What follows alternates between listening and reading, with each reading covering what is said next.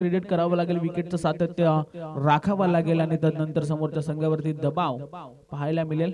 पहिली विकेट यशला परतावं लागलंय. नवीन फलंदाज मैदानाच्या आतमध्ये सचिन जाधवला आपण पाहतो.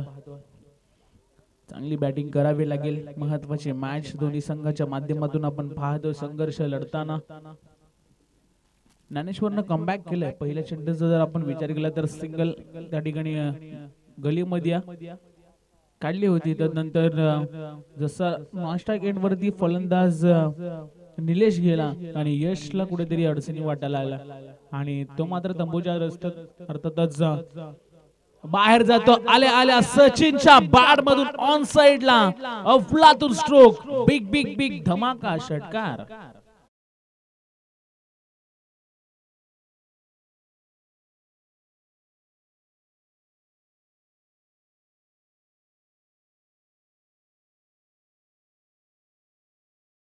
करतोय आणि सचिन जाधवला मात्र जशी संधी मिळाली, जसा खराब चेंडू वाटला त्याने बॅट मात्र अतिशय वेगाने फिरवली होती आणि सरळ लॉंगॉनच्या वरतून ठोकला षटकार.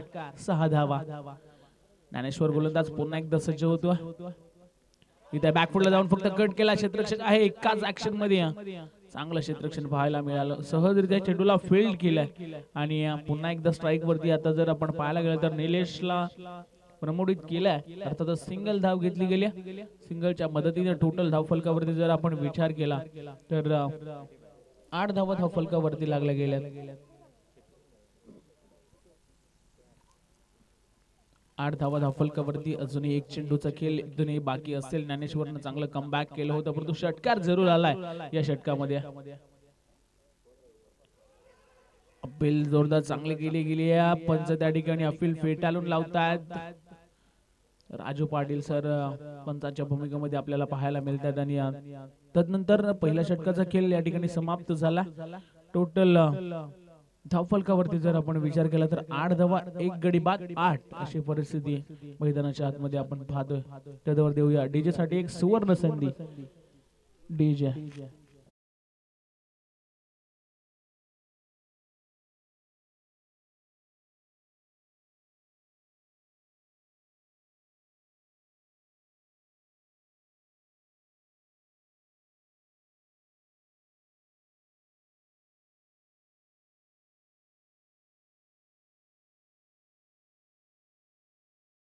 धन्यवाद डीजे. खरं तर आपण पाहतोय रायगड मध्ये अनेक स्पर्धा प्रत्येक गावागावामध्ये होत असतात आणि त्यात खरं तर अनेक खेळाडू देखील घडत असतात. आपण जर विचार केला तर अलीकडच्या काळामध्ये फक्त ग्रामीण क्रिकेट पर्यंतच मर्यादित होते परंतु ISPL सारख्या स्पर्धेमध्ये अनेक खेळाडू आपल्या टेनिस क्रिकेट मध्ये खेळताना आपण पाहतो आणि प्रत्येक खेळाडूला जेवढी बोली लागेल तेवढे पैसे त्या खेळाडूला दिले जातात. म्हणजे टेनिस क्रिकेटला कुठेतरी चांगलं लय प्राप्त झाले असंच आपण म्हणूया. चला दुसरं षटक फेकण्यासाठी गोलंदाज प्रशांत सकपालला आपण पाहतोय. उंच गुरा असा गोलंदाज आहे. कमबॅक करावा लागेल. पहिलं षटक यशस्वी राहिलंय. एक षटकार जर वगळला तर 2च धावा खर्च केल्या होत्या परंतु जसा सचिनच्या स्लॉट मध्ये चेंडू फेकला त्याने मात्र सरळ पार्किंग प्लॉट मध्ये फेकून दिला आणि 6 धावा ठोकल्या होत्या. तो सचिन पुन्हा एकदा स्ट्राइक वरती लोअर फुटा चेंडू उचललाय. क्षेत्र खाली आहे. 2 क्षेत्ररक्षकांच्या मधून चेंडू फरार. चौकार.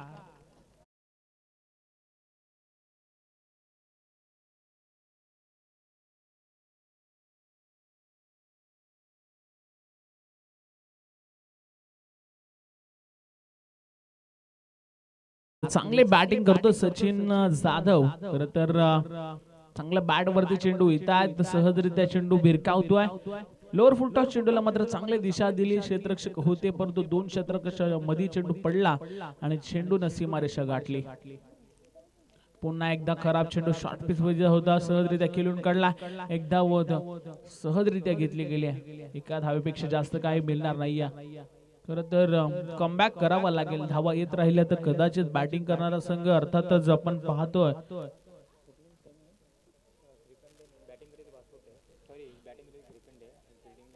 खिरकंडे संघ सहजरित्या मॅच आपल्या खिच्यात टाकू शकतो परंतु चांगली गोलंदाजी करावी लागेल.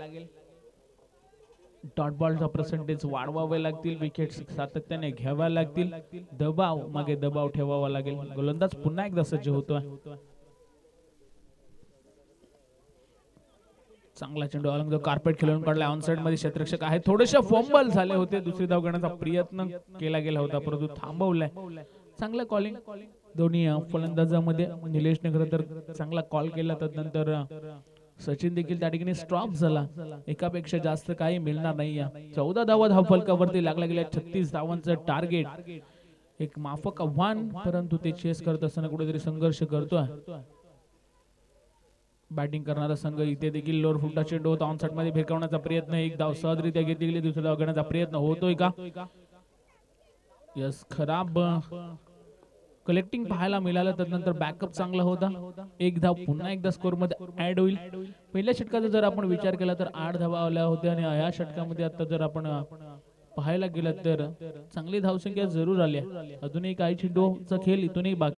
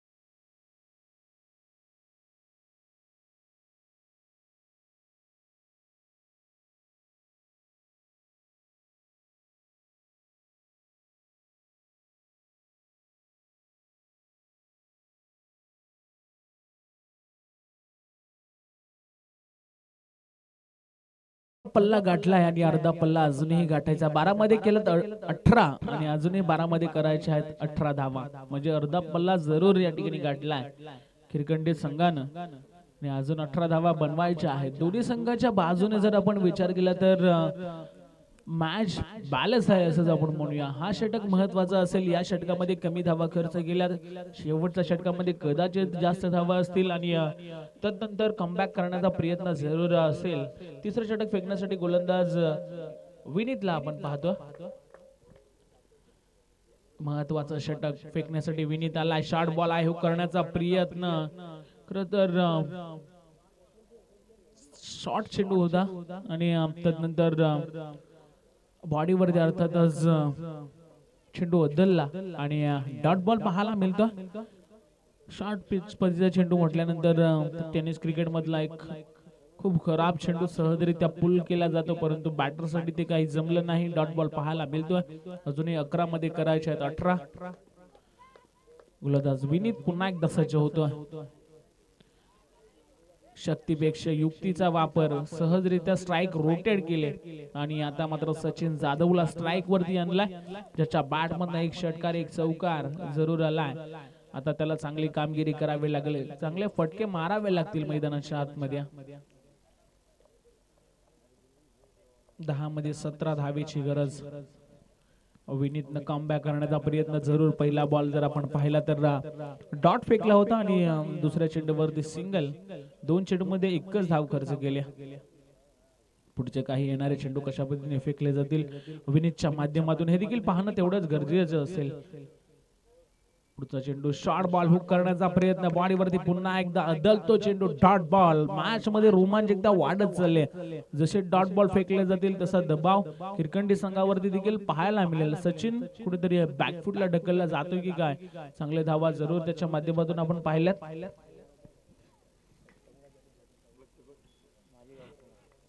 रघुनाथजी जाधव साहेब या ठिकाणी आलेले आहेत, तर त्यांना आम्ही विनंती करतोय की आपण या व्यासपीठावरती आपलं देखील या स्पर्धेच्या माध्यमातून सहर्ष स्वागत असेल. मुळे मैदानाच्या दिशेने पुन्हा एकदा विनीत गोलंदाजी मार्क वरती सज्ज झाला. इथे समोर फेकलाय ओव्हर पिच. खर तर लाजवाब स्ट्रोक, ज्या फटक्याची नितांत गरज होती किरकंडी संघाला तो आलाय, मात्र सचिन जाधवच्या बॅट मधून षटकार.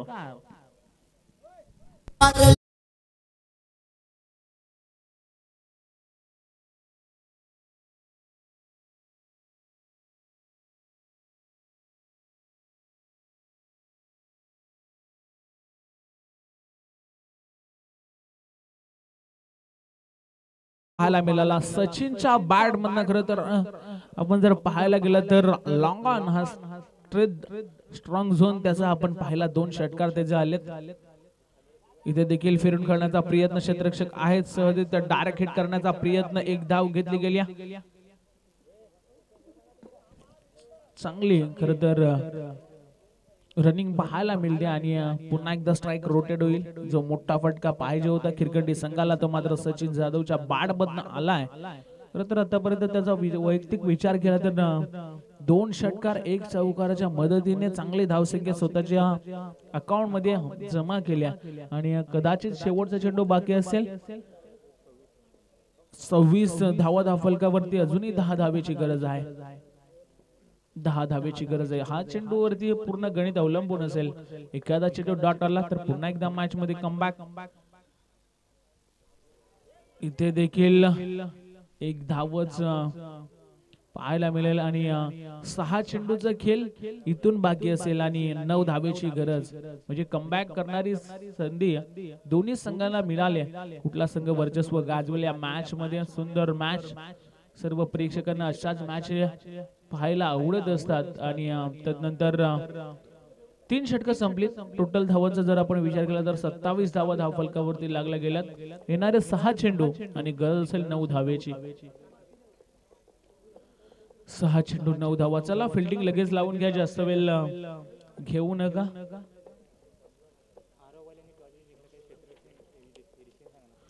यस आराव संघानं, शांताराम आराव संघानं टॉस जिंकला आहे. जो डिसिजन असेल यस फिल्डिंग घेतल्या. जशी मॅच समाप्त होईल आपण लगेच मैदानाच्या आतमध्ये उतरायचं आहे. शेवटचा अर्थातच स्लॉगवर फेकण्यासाठी गोलंदाज गौरवला आपण पाहतो. निलेश जाधव स्ट्राइक वरती अजूनही उभा आहे. त्याला मॅच फिनिश करावी लागेल. खरं तर सचिन देखील चांगल्या लय मध्ये दिसतोय. त्याच्या बॅट मधला 2 षटकार 1 चौकार आपण पाहिला. चांगला फटका ऑनसाइड मध्ये. इथे खराब क्षेत्ररक्षण. आउटफील्ड खराब होती. चेंडूवरती यायला पाहिजे होतं आणि 1 बाउन्स ओव्हर द लाईन. चेंडू चौकार.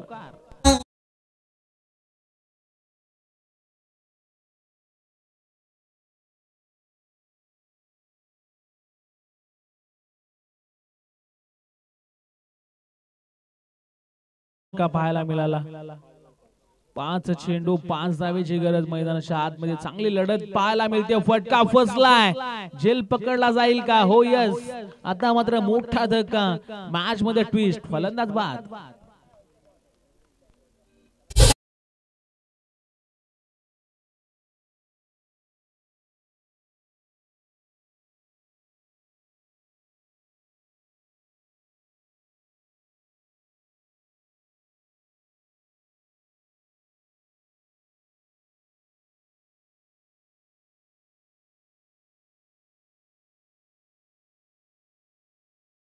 छत्रपती शिवाजी महाराज यांचा सुमधुर संगीत मातीच्या कणावर रयतेच्या मनावर आणि विश्वाच्या प्रमाणावर राज्य करणारा राजा म्हणजे माझा शिव छत्रपती शिवाजी महाराज।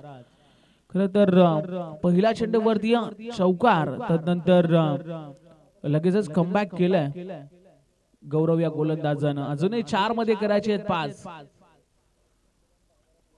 खराब चेंडू पाहायला मिळाला, खूपच उचली घेतली होती, पंचांचा इशारा आलाय की वाईट चेंडू,